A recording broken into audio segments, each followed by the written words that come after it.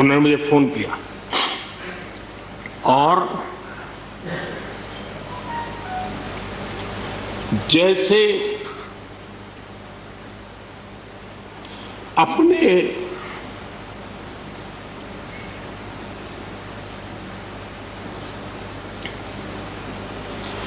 परिवार के सदस्य की चिंता करें,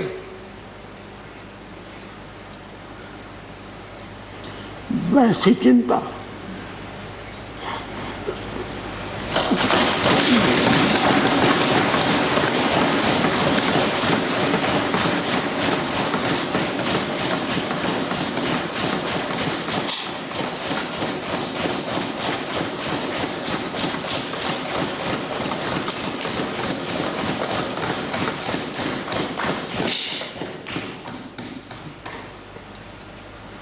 पद, सत्ता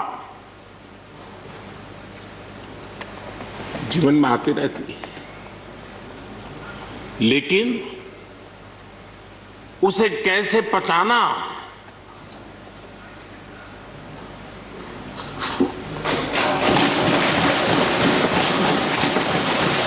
आदरणीय सभापति जी,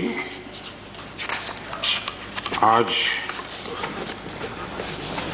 इस सदन की शोभा बढ़ाने वाले, सदन में जीवंतता लाने वाले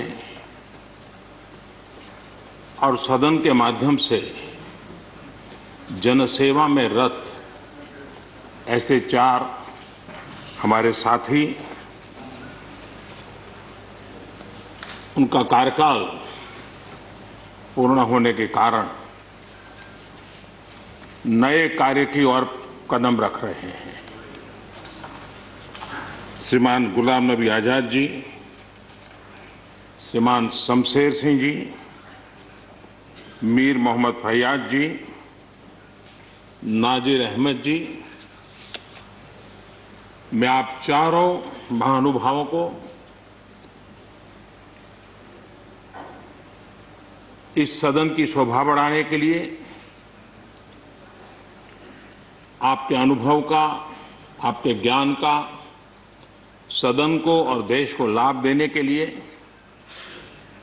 और अपने क्षेत्र की समस्याओं का समाधान के लिए आपने जो कुछ भी योगदान किया है, उसके लिए मैं सबसे पहले तो आपका धन्यवाद करता हूं।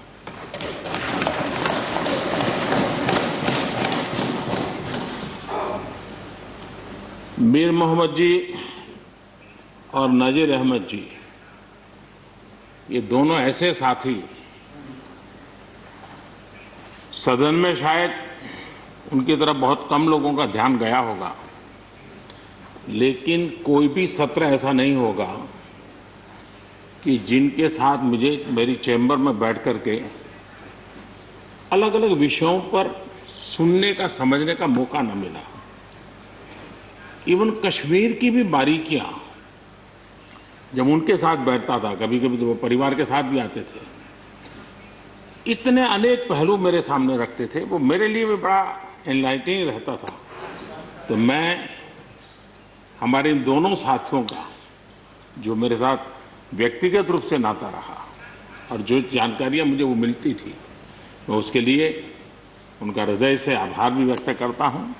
और मुझे विश्वास है कि उनका कमिटमेंट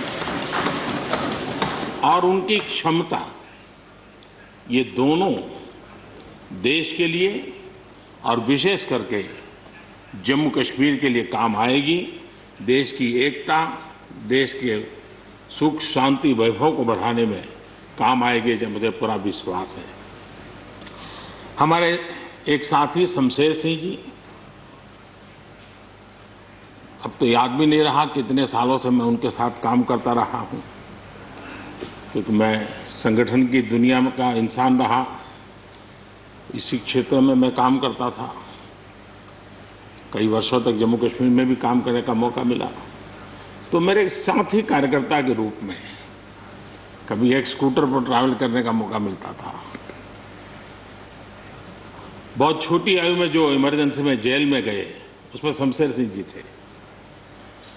और इस सदन में शमशेर जी की उपस्थिति 96% है। ये अपने आप में,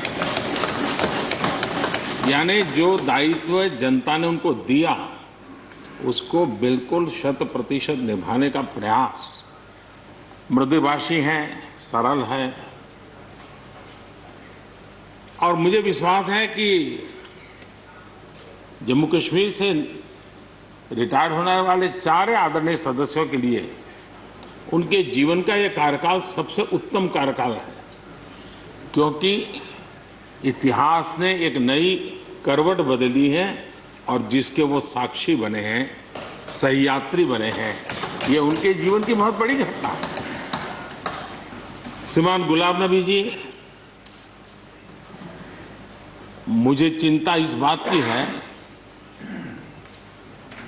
कि गुलाम नबी जी के बाद इस पद को जो संभालेंगे उनको गुलाम नबी जी से मैच करने में बहुत दिक्कत पड़ेगी।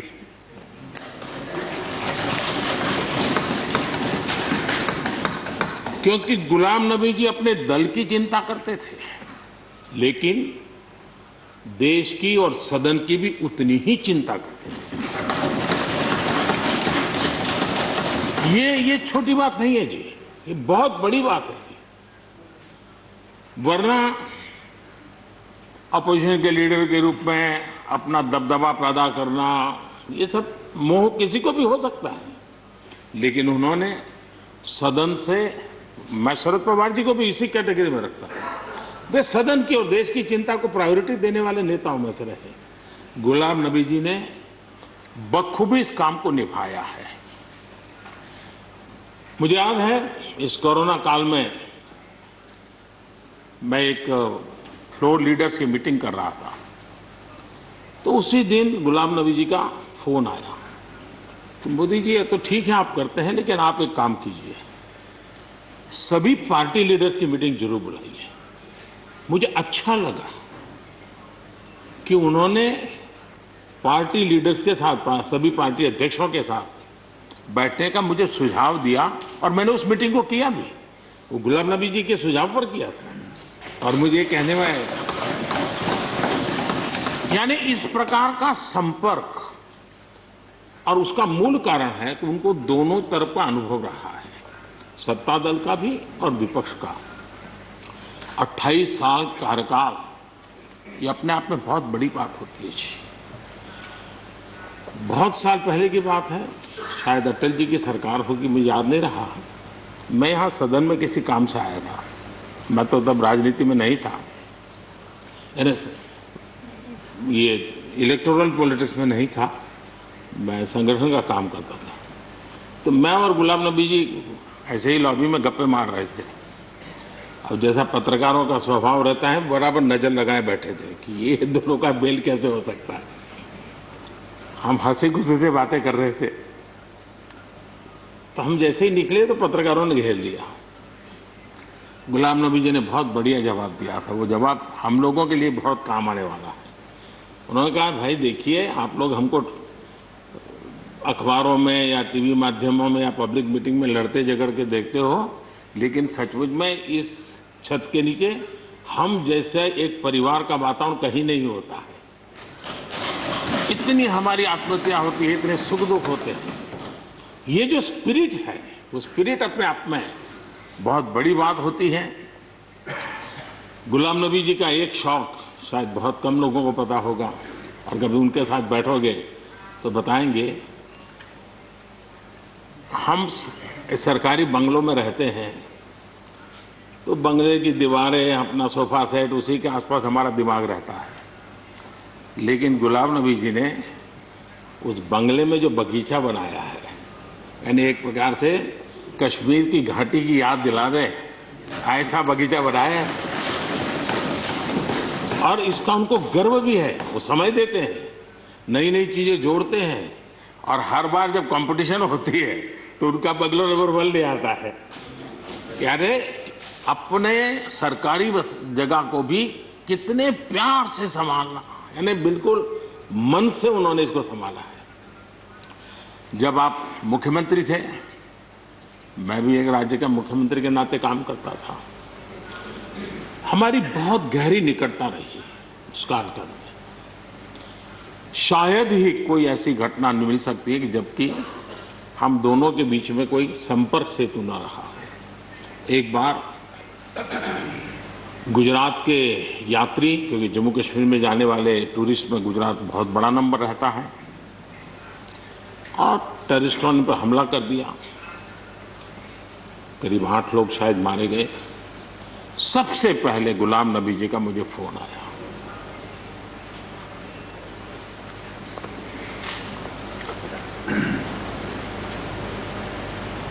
और वो फोन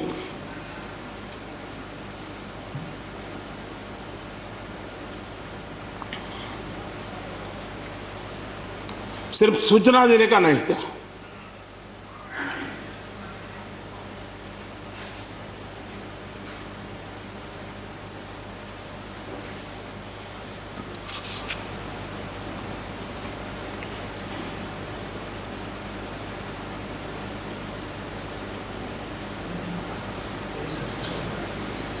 उनके आंसू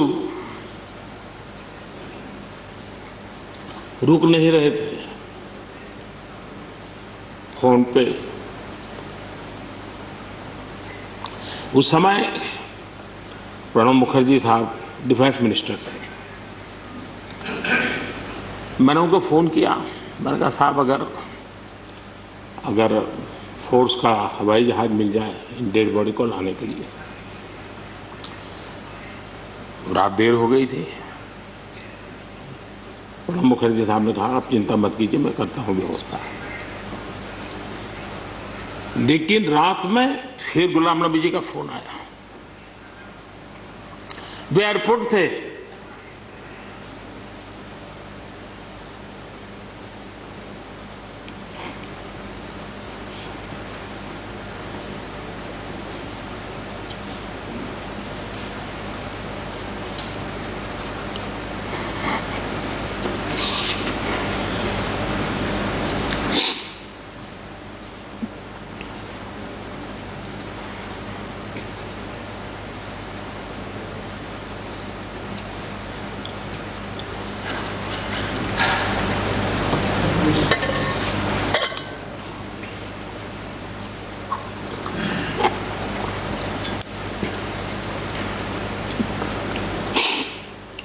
सॉरी,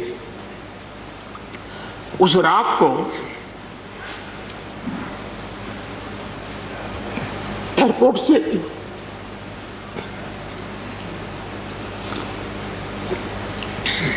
उन्होंने मुझे फोन किया और जैसे अपने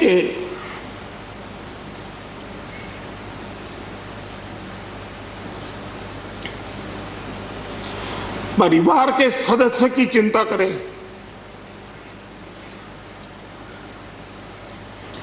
वैसी चिंता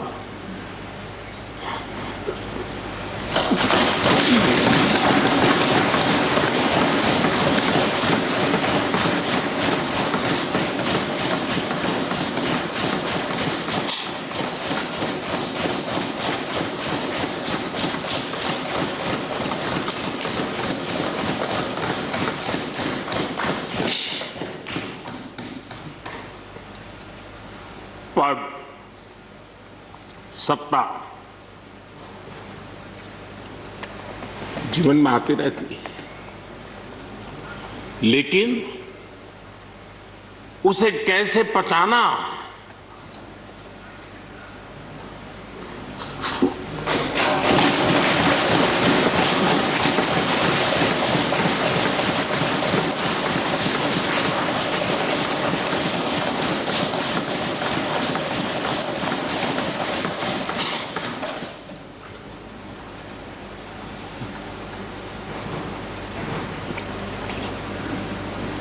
मेरे लिए बड़ा भावुक पल था।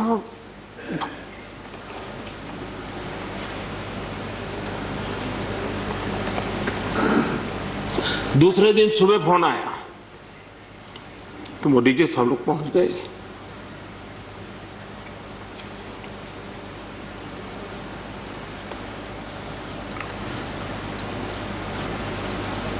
इसलिए एक मित्र के रूप में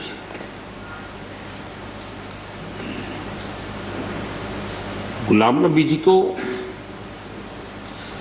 घटना और अनुभव के आधार पर मैं आदर करता हूं।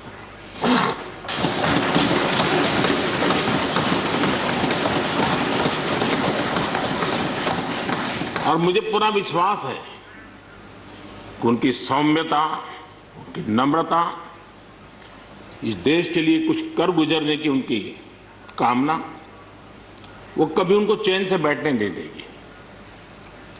और मुझे विश्वास है कि जो भी दायित्व जहां भी वो संभालेंगे, वे जरूर वैल्यू एडिशन करेंगे, कंट्रीब्यूशन करेंगे और देश उनसे लाभान्वित होगा। ये सब मेरा पक्का विश्वास है। मैं फिर एक बार उनकी सेवाओं के लिए आदरपूर्वक धन्यवाद करता हूं और व्यक्तिगत रूप से भी मेरा उनसे आग्रह रहेगा कि मन से मत मानो कि अब आप इस सदन में नहीं हो। आप के लिए मेरे द्वार हमेशा खुले, इन चारों माननीय सदस्यों के लिए खुले हैं। आपके विचार, आपके सुझाव, क्योंकि देश में सब बहुत जरूरी होता है। ये अनुभव बहुत काम आता है, मुझे मिलता रहेगा, ये अपेक्षा मैं रखता ही रहूंगा। आपको मैं निवृत्त होने नहीं दूंगा।